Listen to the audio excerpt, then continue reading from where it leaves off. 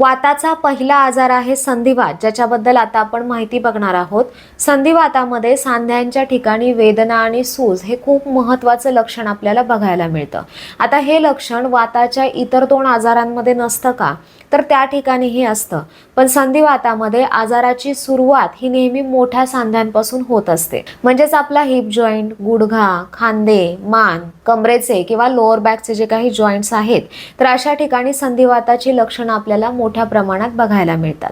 संधिवाताचा आजार हा मोस्टली वय वाढल्यानंतर किंवा शरीरातला वात वाढल्यानंतर किंवा काही लागल्याची हिस्ट्री असेल, ॲक्सिडेंटल इंजुरीजची हिस्ट्री असेल किंवा आनुवंशिकतेचा इतिहास असेल, म्हणजेच फॅमिली हिस्ट्री असेल, किंवा एखाद्या सांध्याचं काम जास्त होतंय, त्या सांध्यावरती ताण जास्त येतोय, त्या सांध्याची झीज जास्त होते, जसं वजन वाढल्यानंतर गुडघ्यावरती ताण येऊन येऊन गुडघे खराब होतात, तर अशा प्रकारची कारणं आपल्याला संधिवाताची बघायला मिळतात.